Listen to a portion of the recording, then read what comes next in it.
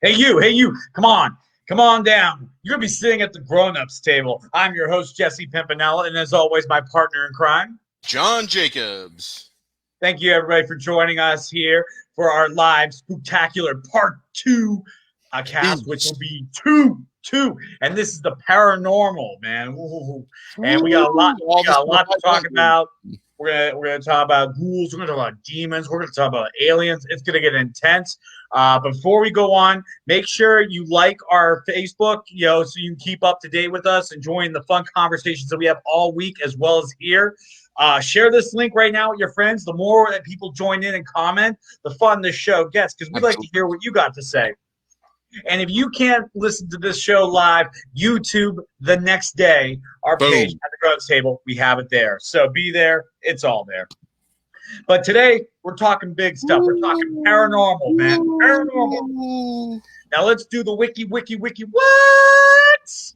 What is paranormal?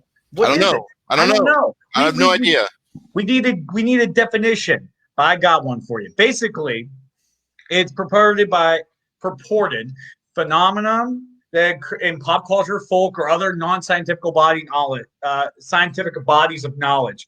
These are big words for me. Essentially, they are for you. Essentially, it's almost pseudoscience. This is science that really doesn't have the conventional grounded scientific ideas or empiricalness. It doesn't have the conventional, like this stuff you go to school and you read a biology book. Like, you're not going to learn about ectoplasm in biology class. That's stuff you learn from Ghostbusters. You need Bateman. He'll show you how to do it. Might goof around, but he'll show you how to do it. But that's what I'm talking about today. Paranormal. And that includes extrasensory perception, spiritualism, pseudosciences. Wait, hold on. Hunting. You busted out ESP, man. I haven't heard anybody bring up ESP since the 90s when they were watching Sightings on the Sci-Fi Channel. Because back in the day, I used to be a believer in all paranormal things because I didn't know any better. But then I learned how to determine what's actually true objectively in the natural world we live in. I shed all of that. So I've really been looking forward to this episode because it's all the stuff that I actually don't even believe is true to any degree. But the movies are fun to watch. I mean, dude, seriously, really? You show me a possessed doll. You show me some, like, dead alive demons, or some crazy ass fucking alien movie. Put that in a real context in front of me, and then maybe I'll consider that it might be true. But no, this is all the stuff that objectively is just garbage. It has no place in the real world, but you know where it does have a place in? Where? Film and TV, because it's fucking entertaining. And to be honest, even the bad ones are somewhat entertaining because there's a shitload of bad ones for all the good paranormal stuff. And even the bad ones are fun to watch. And I actually enjoy watching them because I don't really believe in that stuff in the real world. So it's actually kind of fun to turn off my logical brain and enjoy a fucking ghost movie. Like, okay, let's do this. Is this ghost gonna kill people, drive them away, kill people, other people kill people? Is it gonna be Amityville? I have no idea. Let's just see. Turn it on. So yeah, there you go. But I think the one thing we'll do today to simplify everything, we're going to talk about this in three different categories. We're going to talk ghosts, ghouls, and spirits. That's one category itself. And then from there, we're also going to talk about demons and possession. And then finally, UFOs, aliens, little green men. Ufology, as they call it. All right. I like that you added little green men. Wow. Good one, Jesse. I watched Buzz Lightyear of Star Command when I was a child, and they called the little green characters the LGMs. Oh, okay. So look at me. Those are the little aliens from Toy Story. They were in the TV show. But anyway, shout out to Nick. Thanks for watching, man. Right on. Make sure you guys comment. Tell us what your favorite scary movies are. All right, we want to see it. What's your favorite ghost flicks? Put them in there now. I want to know. I want to know your favorite ghost flicks. Let's talk about it. Let's do it. Ghosts, ghouls, and spirits. Now, there's I believe there are so many interesting movies with this because because there's this sort of afterlife. We want to believe there's an afterlife. You have Ghostbusters on there. That's hilarious. What? You have Ghostbusters on there. That's funny. We're not gonna. Yeah, I needed somebody with ghosts and stuff like that because nowadays so many things are mixed. Some things are more demon than ghosts. Because the biggest difference between demons and ghosts, so people know, ghosts are something with a human origin. Demons are something of a non-worldly origin. So if I thank you for clarifying.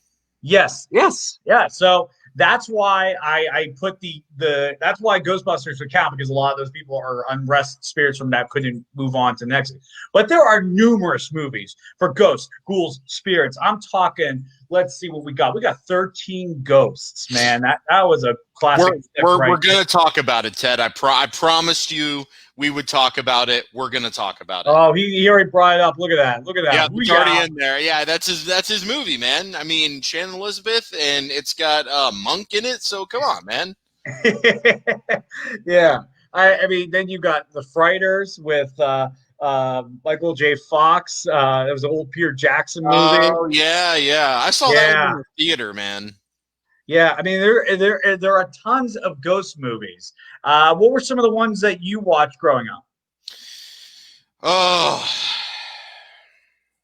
I mean, there's tons. I mean, not to mention the amount of Japanese and Korean and Chinese ghosts that exist. Yeah, but you know, when I was a kid watching horror films, I didn't really watch a lot of ghost per se horror films. Mine were more like slashers and like Child's Play and like monsters and stuff like that. I'll be honest, I didn't really watch a whole lot of like the ghost horror films until I got to be like a late teenager. I see The Sixth Sense on here. Saw that in the theater.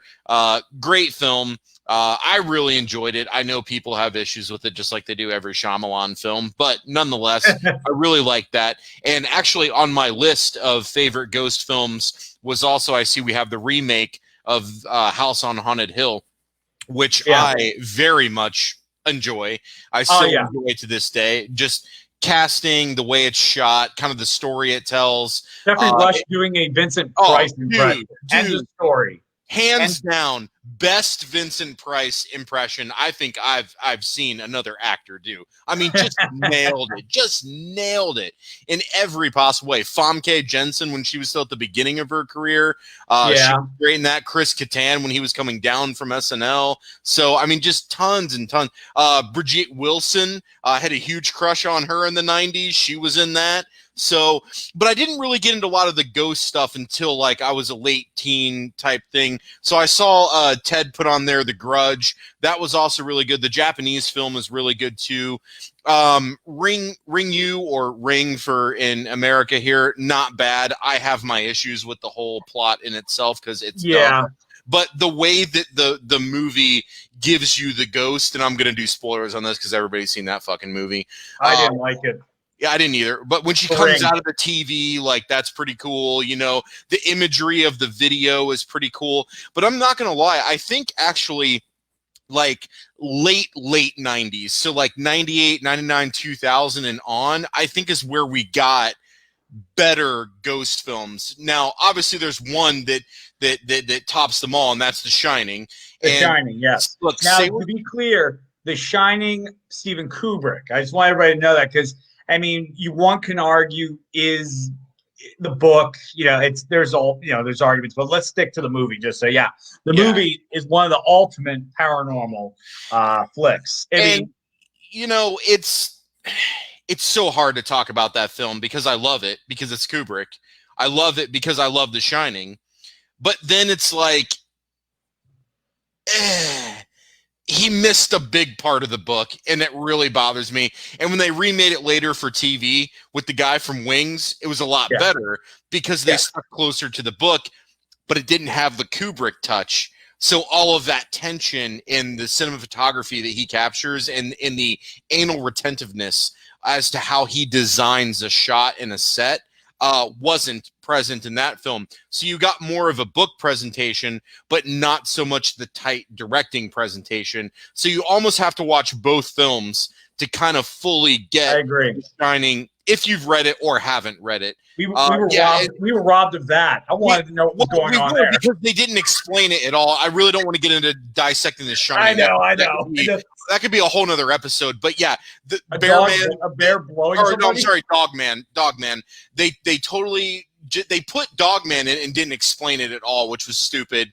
And you know, even though I love the little photograph at the end, that still made no sense. Producer Vance and I spent a whole evening dissecting The Shining a couple of years ago. There's actually a few YouTube videos that exist that we used as our base, and then we took our conversation from there. We pulled up screenshots, we paused them, we looked at things, and really like dissected the film. That was a fun evening. So if we ever want to do it on this show, I'm game. But I see Ted also asked a question if Silent Hill was a ghost flick, and I would say yeah, I enjoy the first Silent Hill. It's a pretty decent representation of the game. Sure, it's got issues, it's not perfect, but you know, they're all dead or in purgatory or damned or whatever the fuck is going on. So yeah, I would say that kind of counts as ghosts. And then he said Poltergeist, which, you know, I definitely agree. I just recently watched that a couple of days ago, and I've got something to say about Craig T. Nelson in that film if we circle back. But Jesse, what are some of yours? I feel like I've been talking this whole time. No, you're good. You're good. Yeah. So I mean, I guess what I'm going to go with just before I move any further. Again, what is your favorite ghost flicks out there? People comment. I want to see what you got.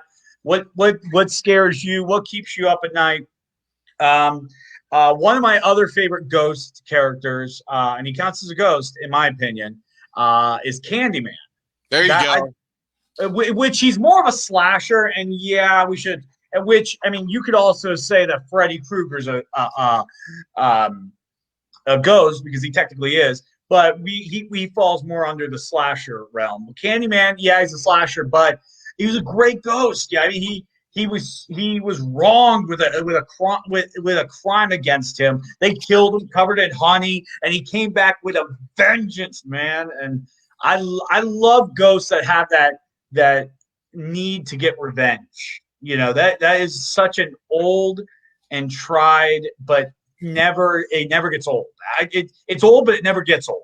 You know, Freddy, he wanted revenge. You know, the 13 ghosts in the movie 13 Ghosts, they want revenge. Some asshole locked them in a basement. Right? What a dick.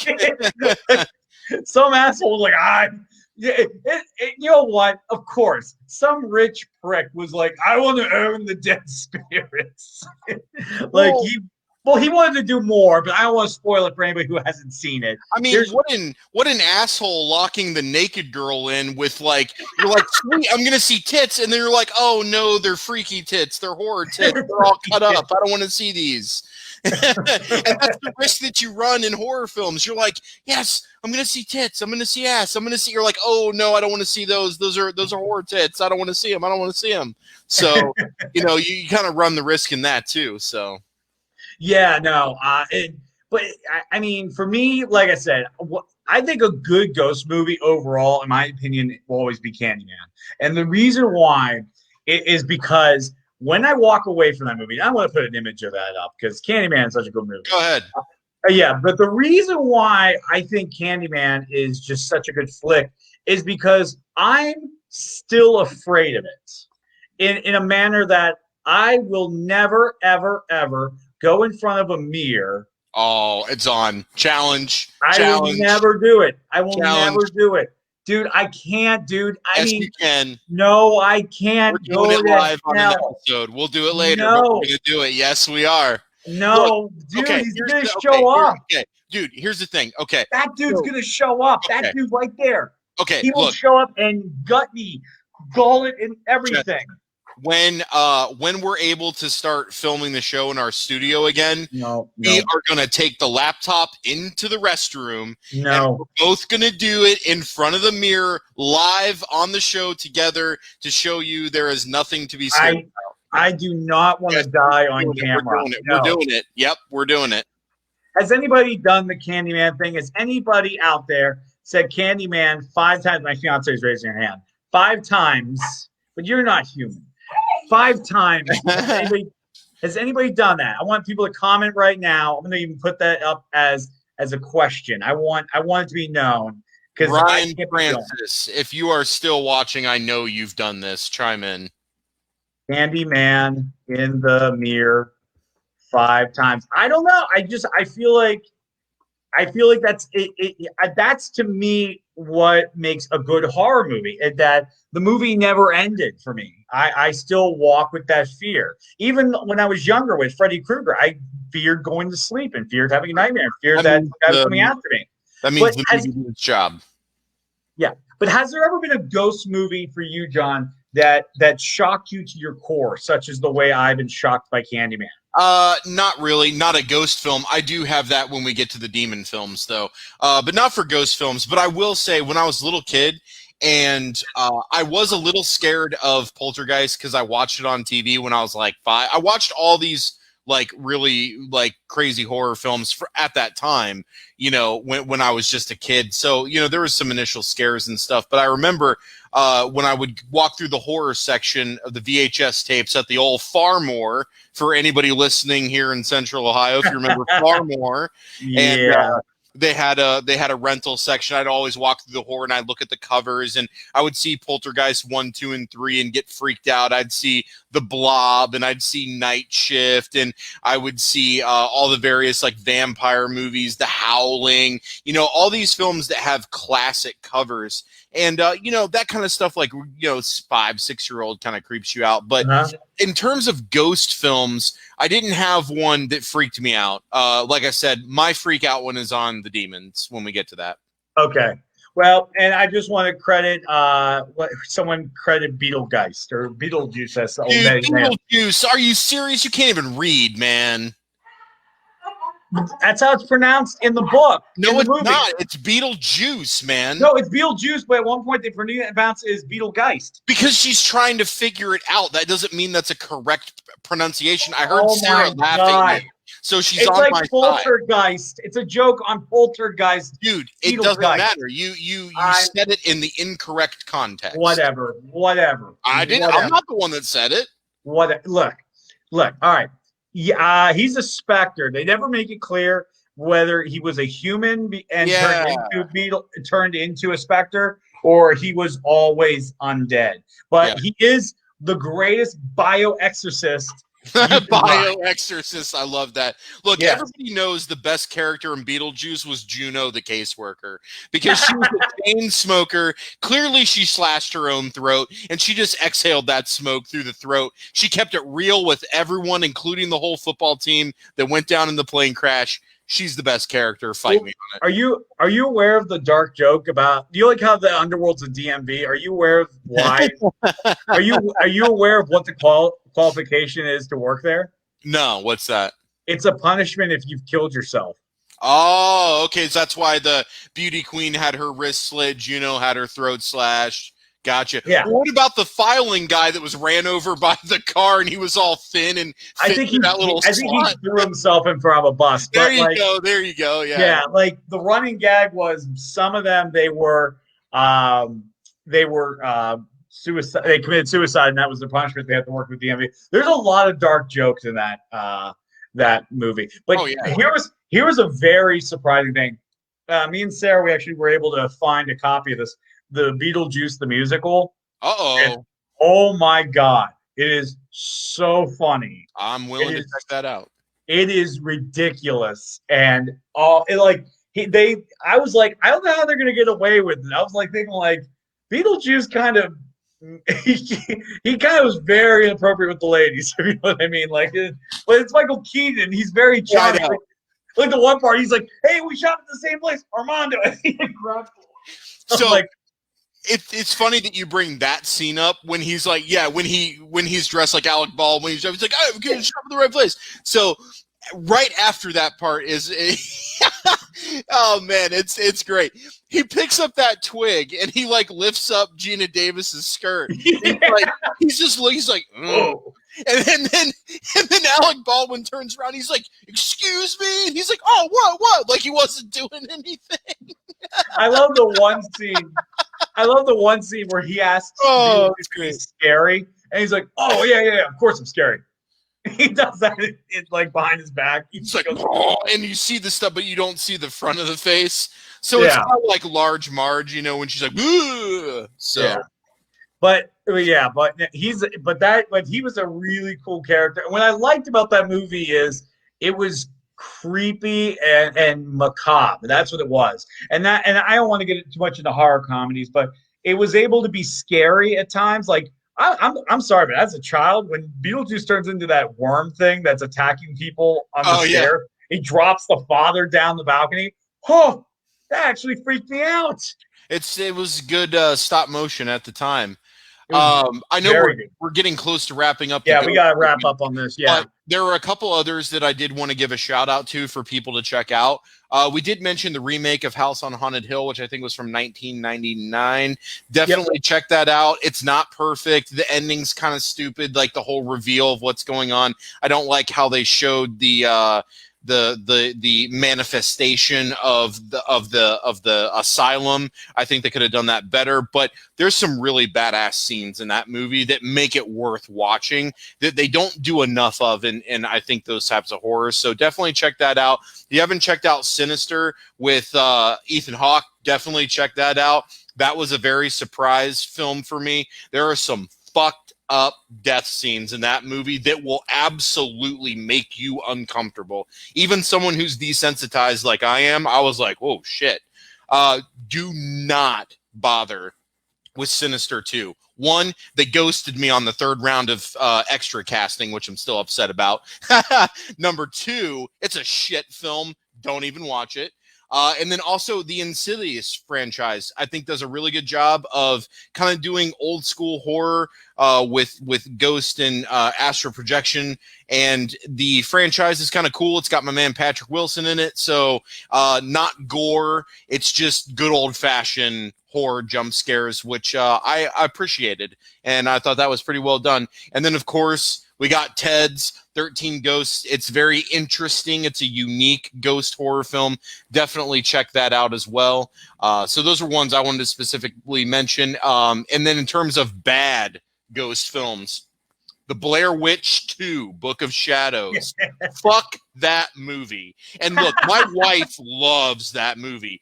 Loves it. Like, that's one of her movies. I have no idea why, because the movie doesn't fucking make any sense. And then to make sense of it, you have to unlock all these Easter eggs when you're like watching it in like the menu and like it all these like clues and shit. It's stupid. It's almost like they try to do Memento, but as a Blair Witch film, and it was just fucking dumb.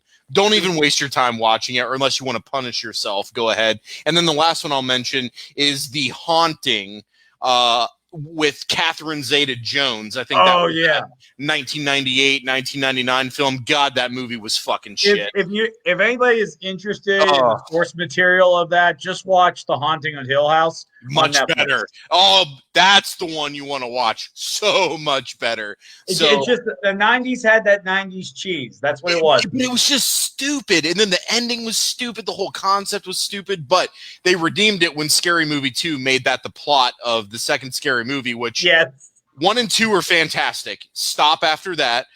Scary Movie 4 is okay, but outside of that, no go. But Scary Movie 1 and 2, fantastic. Scary Movie 2 used that plot as their main plot, and it just worked really, really well. Especially with Chris Elliott and the little arm. Oh my god, that's hilarious. My germs. Well, we have to wrap up right here. But anyways, let's move on to our next. Let's wrap it up. We're going to talk about our next topic. We're going to talk about some demons, demons. And there's one movie I think you and I both share a deep appreciation for when it comes to demons. God damn, how awesome is Bruce Campbell? It was great meeting him in real life. You did? You met him in real life? Not only did I meet him in real life, but I got to act with him on stage at Comic-Con and in front of everybody on the main stage. God. It was great. It was a fantastic experience. That's actually where I met our friend Charles Wien. I beat Charles in the audition to get up on stage and do the show with Bruce Campbell, which Charles is still salty about to this day, which is okay. So you got pictures?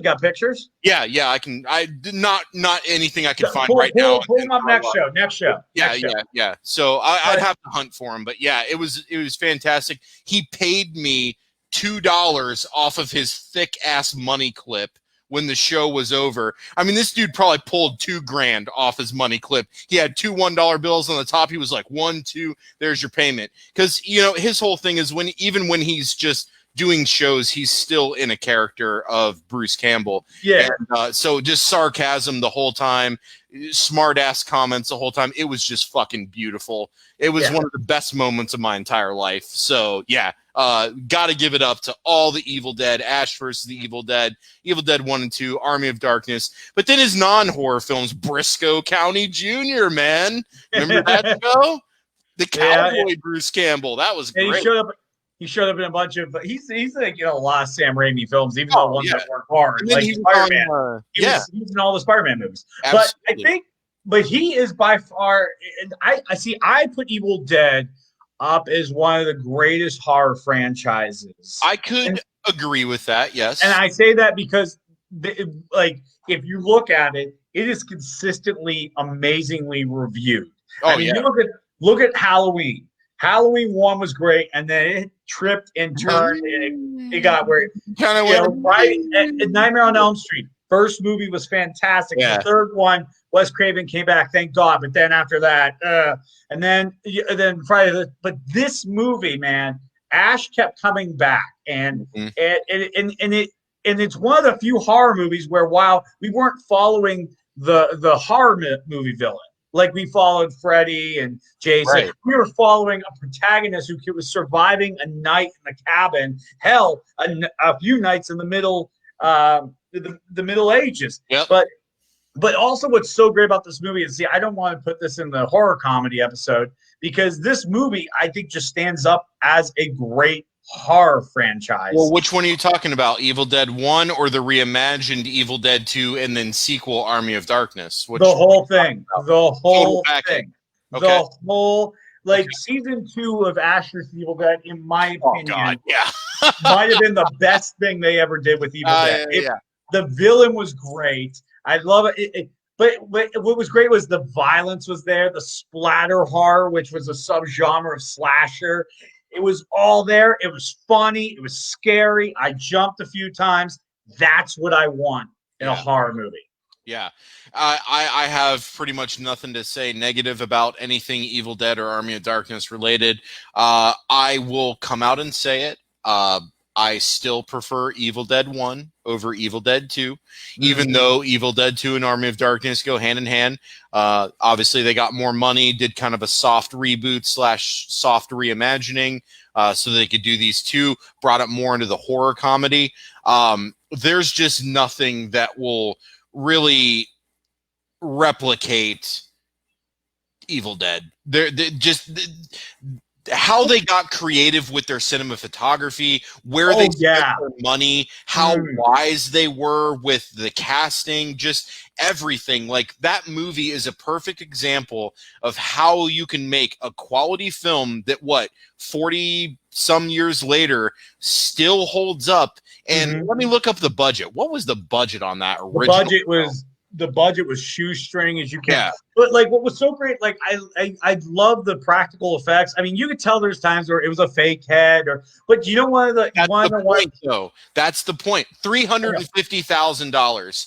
You know why the blood was different colors? That's the price of upper middle class homes. They made a movie that cost as much as one house, and that movie has survived over 40 years, is still revered, still loved, and still held up way high on a pedestal all that time for the cost of a house. That is success right there. Do you know why the demon's blood was always not red? Well, some of it was red, wasn't it? Not all of it. Remember, there was times where you cut open, it was green. Yeah. It was so that they didn't get an NC-17. That makes sense. Hey, your movie is too bloody. Okay, we'll call it Demon Blood instead, and then we're good. Yeah, but but the thing was, I mean, at the end of the day, you watch a lot of movies. I mean, that will always be the original. Horny kids, cabin in the woods, demon slasher. I mean, that's the one thing about Evil Dead I love. It's a little bit of everything. Like, they did an episode of Evil Dead where it was Christine. They were spoofing Christine with the car. and Sarah, my fiance, I hate that stupid movie. I hate that movie. But here's the thing. Sarah literally said it. She's like, if they would have directed Christine, I would have liked it. because that car was horrific. Yeah. That car killed people in ways Christine did not kill. Sure. Like, and so I think that's what makes it such a good movie. Now, I don't want us to make this whole show about Ashes Evil Dead. There are an enormous amount of movies with demon and possession that exist out there, and there's one right now I think we should talk about before we go any further. While you get that pulled up, just want to give a shout to Kelly. Thanks for watching. Thank you so much. But there's another, yeah. So, anyways, What are you bringing up, man? This is a surprise to me. What are you bringing up? I'm bringing that. You'll see it. It's coming up right now. It's coming up right now. Okay, so yeah, you'll see it. You'll see it. Everybody's in anticipation. Right now, this is a great time to say share the link. Everybody, share that link. Share that link. Share us, please. Share with your friends if you like the show. Yes, we like our show so much. We want you to share it. But Conjuring Universe. There we go. But isn't that more on wouldn't that be more ghost than demon? Maybe. Well, Valak is a demon. Because the items are possessed by demons. Yeah, so I guess it would fall under this. Okay, I'm good with that. Yeah, Annabelle's a demon. In Annabelle Creation, they explain that a demon attaches itself to the doll and assumes the identity of the dead girl, Annabelle. Yeah. And then the nun is actually just Valak, the demon itself, which is the villain also in Conjuring 2. There are ghosts in there. There are actual ghosts. Like the Crooked Man would technically be a ghost because there was actually a man who actually died. I watched that stupid nun movie, which was terrible, but would the nun be a ghost or a demon? I think it's more demon, right? No, it's demon. It's Valak. Okay. The Valak the Violator. So, yeah. Okay. He just assumes they assume the identity, especially of religious stuff, because they want it to be insulting. How when they do the 3 knocks, they're knocking the Father, the Son, and the Holy Spirit. They're mocking it. That's their way of mocking it. So yeah, this is by far one of the greatest movie universes for horror. I mean, there hasn't been. No, I mean, here's the thing. Modern times, I'll agree. Modern times, because I mean, if you want to go back to the 1930s, they win hands down. End of story. But I mean, I'm talking about a true movie universe like Marvel and DC. This is probably one of the only kinds. If I'm missing one, tell me which one I'm missing. Well, I mean, I see a picture of the nun, but the nun's not necessarily listed in. Oh no, there it is up at the top. I'm stupid. I can't read. Oh, it's the timeline. Yeah, I see it. So I like the Conjuring films. I'll be honest, I didn't really like any of the spinoffs. I didn't really care for the Annabelles. Nun was so stupid and boring. I didn't care about. Especially what was the end? You had to get the magic vial of Jesus blood and slam it on the ground to seal the gate. I'm like, what the fuck is this? So I don't know. But Conjuring 1 and 2 is good. My man Patrick Wilson's back again. Solid story, solid filmmaking. I mean, I wasn't scared of it, but I will admit they got me on a couple jump scares. And when you're in the theater.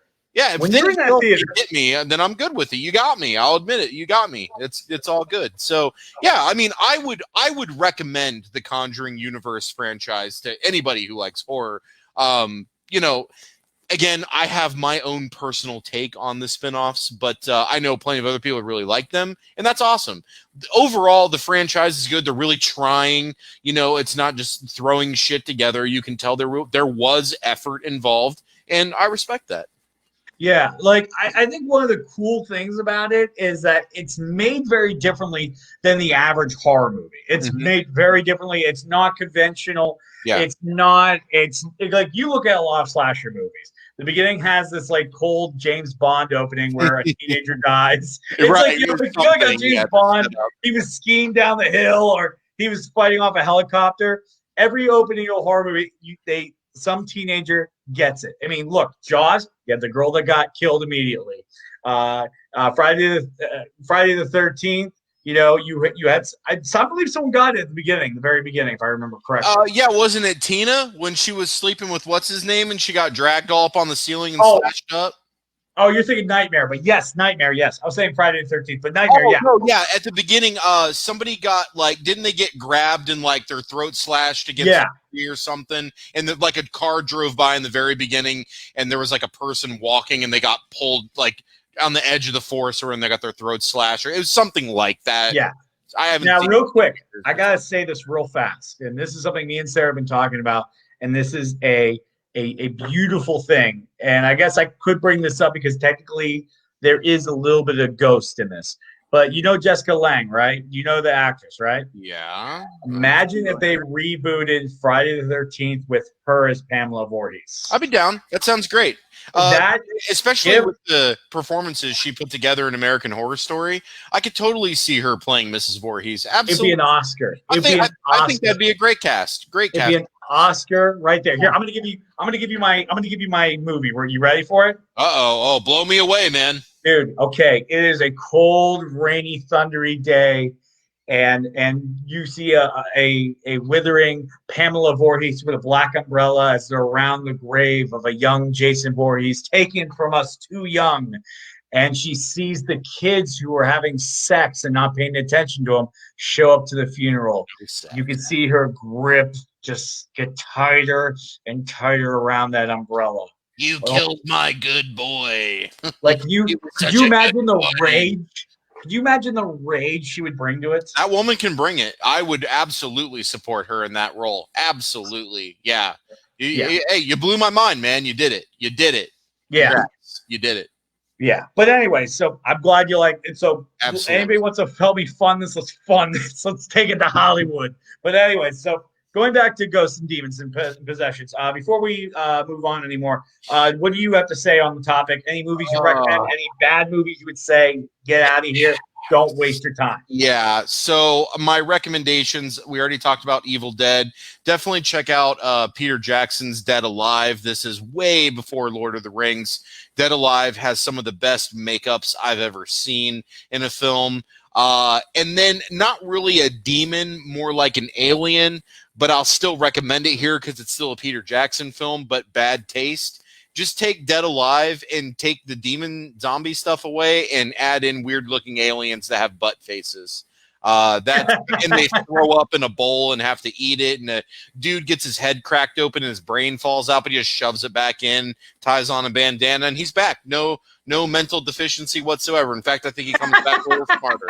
So beautiful. But then there's a film from New Zealand called Deathgasm, and I would highly recommend that. That is just a great bloodfest demon slayer film with the attractive blonde cheerleader type girl who falls into this hard rock group, and demons come. I don't want to give a whole lot of it away, but she becomes like kind of the reluctant hero, final girl type thing, and there's some excellent kills in there. And then one that a lot of people forget about that is fan-fucking-tastic with my man Matthew McConaughey, and that's Frailty. Bill Paxton brings it in that movie.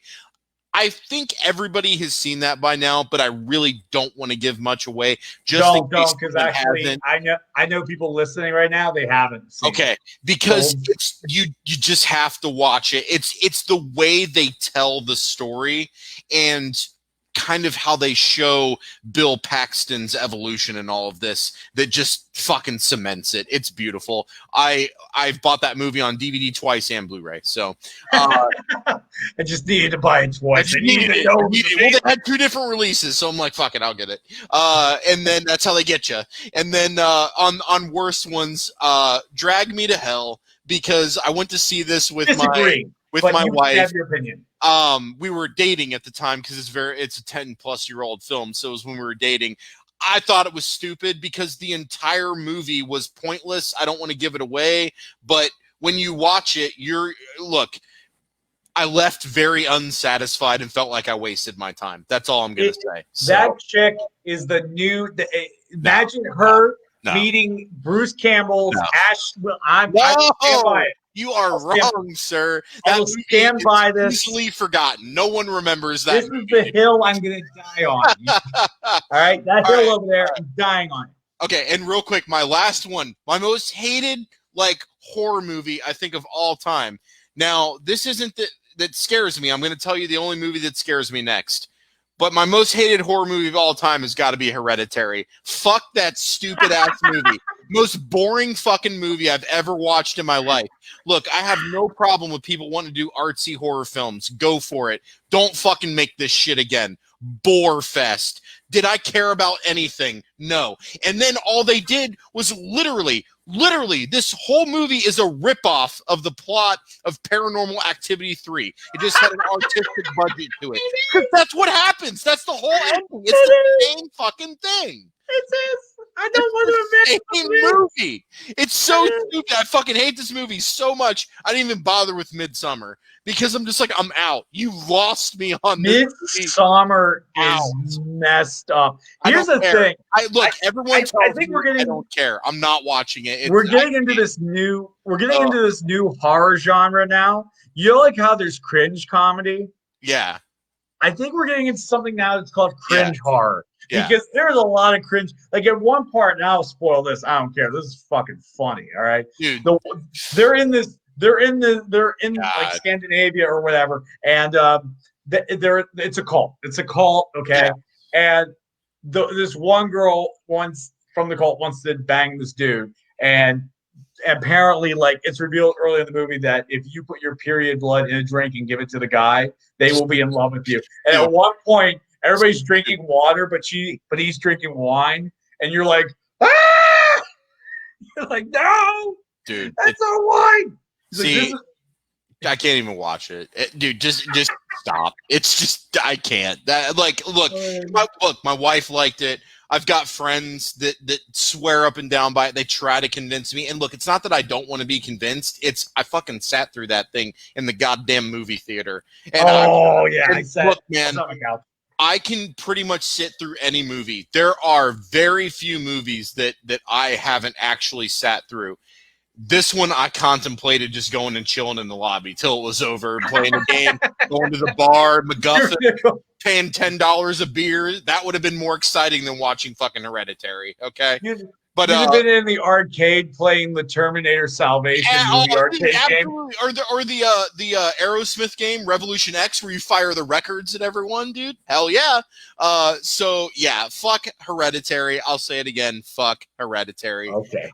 But my only film that actually scares me, and it's because my birth father, who was a horrible decision maker and horrible person, decided it would be a great idea for a 4-year-old to watch The Exorcist unedited. Oh, no. You want to talk about getting the shit scared? Look, I realize watching this movie now, again, 50-year-old movie nearly, or maybe actually, probably 50. Call it 50. If you objectively watched it for the first time as an adult, never seeing it again, you'd probably laugh at the film. But back then, that scared everybody, dude. People started going to church. Like, people were like freaked out when this movie came out, and I understand why. I get it. I'm not downplaying that. It was fantastic. All I'm saying is I watched it at 4 years old, and there's a reason why I just won't watch that movie now. It's not necessarily that I'm scared of it anymore. It's just that I have no reason to, because there's no reason to go back. I've watched it with a few choice people that I made commitments to watching it with them so they could say they watched it with me, and I've fulfilled those obligations, and now I'm done. There's no reason to ever go back and watch it again. I'm not saying it's a bad film. I'm just saying because of how I was introduced to that, it is in fact the only movie that I would recognize that actually scared the shit out of me, and I have no desire to watch it again outside of the few times that I've watched it since then with various other people. So that's it. Well, and you can never look at the crucifix the same way again. No, not at all. My 9-year-old was like, "Why are you scared of that movie?" I was like, "I'll tell you again in like 7 years when you're ready to handle it and actually watch it." But first we have to get Alien. There's no way I'm talking to her about that now. So I don't want to repeat the same parental mistake. So, but got no desire to ever watch it again. Yeah, but it's a classic film, and everybody should check that out. Absolutely. If you haven't watched it, watch it. And I tell people this: watch it in the scope of what people thought that movie was in the 80s. Yeah. Because if you watch it with today's, if you watch it and you look down at it, like, oh, we have especially the CGI effects. It's like you're not going to enjoy it. 1973, so it was early 70s. Yeah. So, yeah. So I mean, it's like I always tell people, watch it in the scope of this movie is remarkable and groundbreaking. Oh, Do you think? Oh, yeah. I mean, can you think of a religious horror movie that came from that time period or before that still stands up today? Well, I can think of one that came out now that's pretty frightening. It's called the God's Not Dead series, but that's for another episode because those movies are fucking terrible. But anyway, no, every movie. I can't think of one. Every movie, it's about breaking an atheist. It is. It's so terrible. All the tropes are there. I don't want to get into that.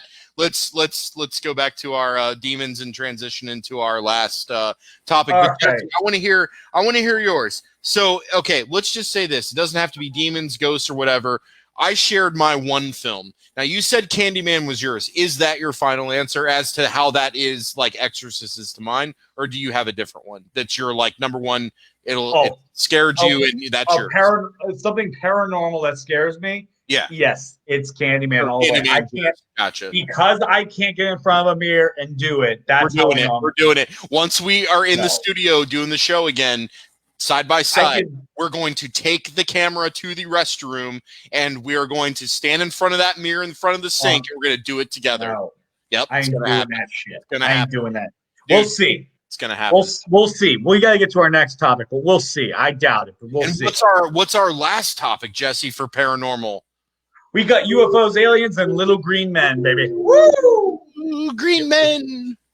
We're talking crop circles. We're talking about there's life beyond this rock floating around the sun, and that is such an interesting thing. I mean, because to think that there's life out there, it's a little scary because we think, are they good? I mean, if they are way more technologically advanced, then by definition, does that make them more civilized than us?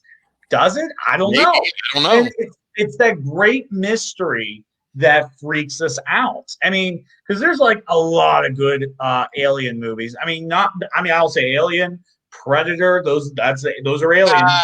We got to clarify. Not every Predator is good. So I know. Oh, no, not every Predator is good. I'm talking about what counts. Okay, gotcha. Sorry, yeah. What counts as an alien? Sorry.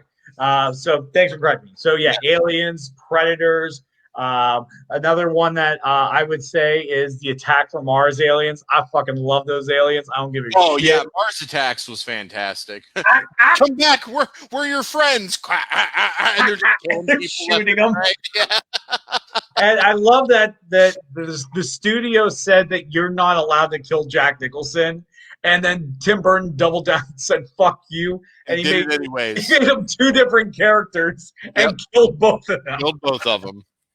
I love that. But yes, you have that alien movie. You have Arrival, the Prometheus movies that gave kind of a little bit of a mythos to the aliens. Which I mean, do I like it?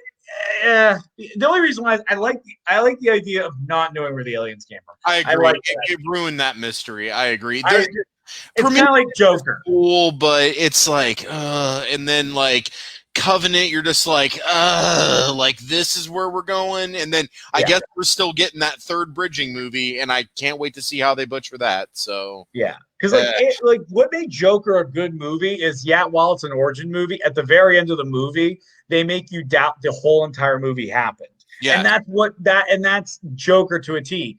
And I mean, I'll even say Joker is almost a horror movie. I mean, that is a psychologically freaky movie. I wouldn't go that far, but the music's pretty amazing. But I won't go that far. I would say a psychological thriller is the best you're going to get out of me. I'll take a step back. I overstep, but hey, calm down. Calm down there, boy. Come on. But it kind of is. No, it's not. Calm down. But anyways. All right. So, anyways, I'm getting looks around the room right now. Everybody's saying, "Jesse, what the fuck are you talking about?" Sorry, everybody. Sorry. Anyways. So John, what's considered the quintessential is there life out there sort of horror movie for you? Well, I'm a big fan of Alien and Aliens for two different reasons, because one is an action film by James Cameron. The other one is a psychological horror, sci-fi horror film by Ridley Scott. So they're two different films. The first Alien, though, as we talked about in our last episode, I can't imagine anything more horrific than a parasite skull fucking you to lay an egg in your chest, and then it bursts out and becomes some like quick evolving like killing machine type alien. That's kind of terrifying. So I love that concept. I love the tension that's built in that film. I love the lighting. The lighting done in that film is great. The sets are fantastic. If you watch interviews with the actors, they were like, those sets were so good. We felt like we were in there. And just in case you're wondering why everybody looks sweaty in the whole film, it's because those sets were like 110 degrees. And then the sets were just pumped with smoke for most of the movie. So everybody was just like coughing and sweaty the whole time. So it's great getting those little tidbits. But Alien is really huge for me.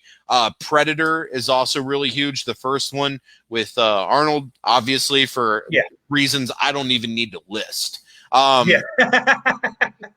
I hate the ending to Signs, the whole rest of the movie, other than the last 15 minutes, I think was pretty well done, trying to frame up what it would kind of happen for people in the late 90s if some type of alien thing were to happen.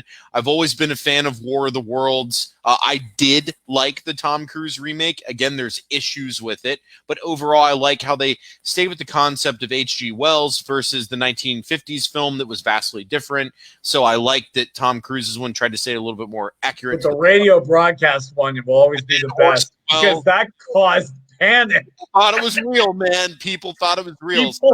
So for those who do not know about this, when H.G. Wells, was it him reading it? He read it over the Wells.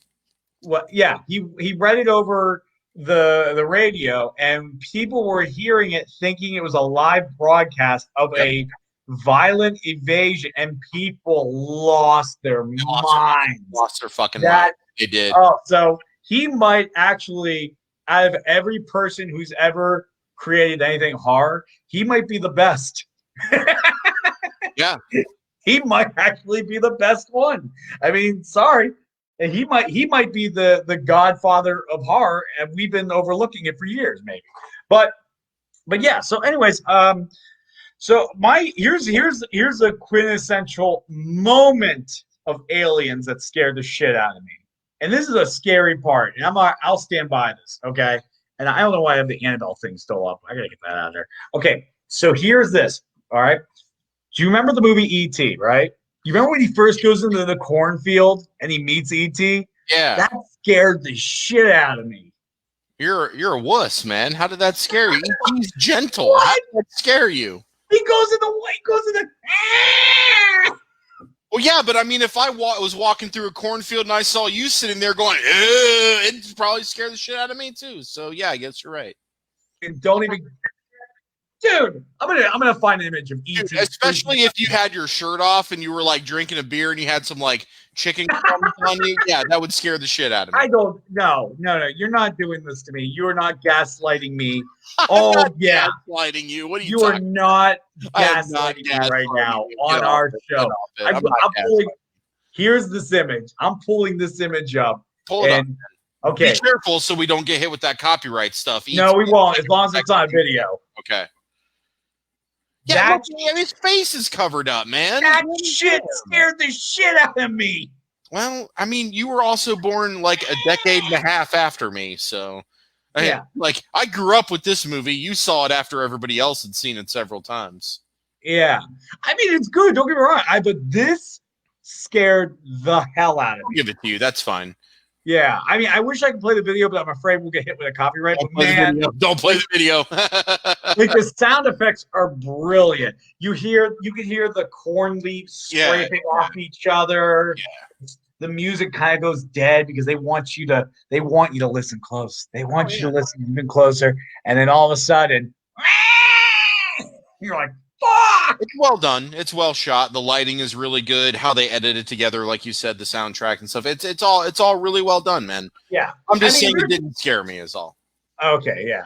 But it freaked me out. It freaked me out. But But if I had to choose a movie with aliens, and remember, try to keep it kind of horror, right? Because there's other alien films in different genres. Oh yeah. I said moment. Yeah. Okay. So everybody heard. I said this is a horror moment. Okay. It's not. Yeah. I'm not going overboard saying E.T. is horror. It's not at all. It's not horror at all.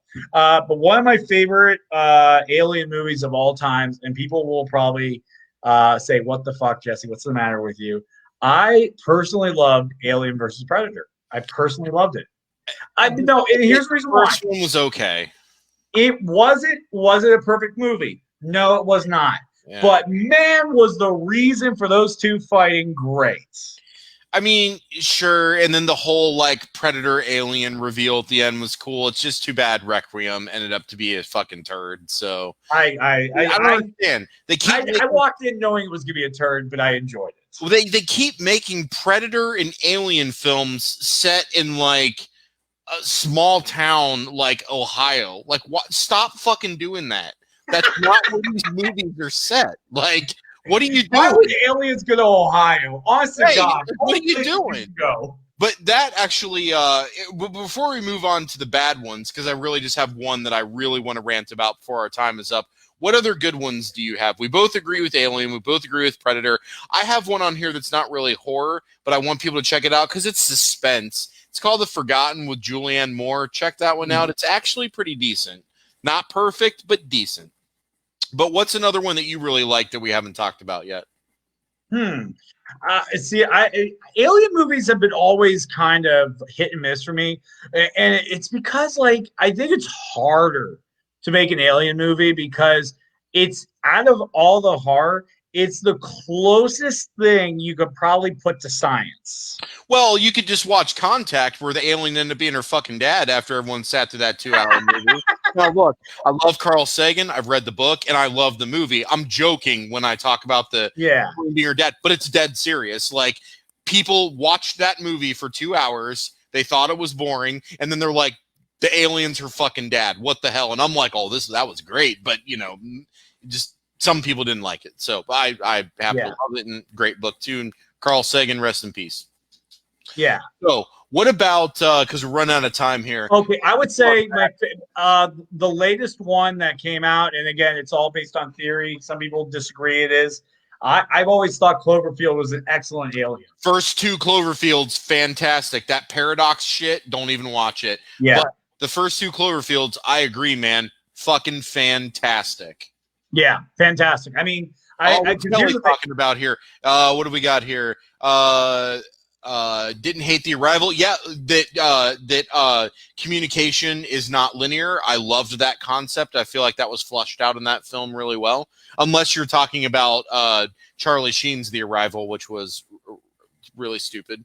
What was the other thing that she said? I've got it right here. Oh, Will Smith blew up the box office. Independence Day, absolutely great alien film. Don't waste your time on that piece of shit Resurrection. It's a cash cow. Cool concept. Absolute ass movie. Why they brought Commander Data back after he clearly died in the first one, I have no idea.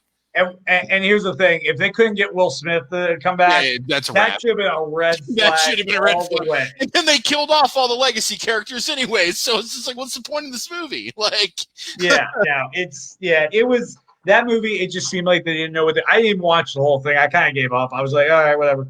It's just like I didn't care. Yeah, but we have the bad alien movies and horror alien movies, and since we agree that Predator was an alien horror film, one of my most hated alien films is The Predator, that Shane Black movie that came out a couple years ago. How are you a fucking actor in the original movie, the best one, and then you make another Predator movie and it turns out shit? You want to know why? Because it's set in a small town in Ohio. That's why. You want to know why else it was shit? It was because it had fucking Olivia Munn as a scientist in that movie. No one was buying Olivia Munn as a goddamn scientist. You've never seen Newsroom. She plays a great... Newsroom is fine. I'm not an Olivia Munn fan, but she did great in Newsroom. Newsroom was fine, but no one was buying her as a scientist in The Predator.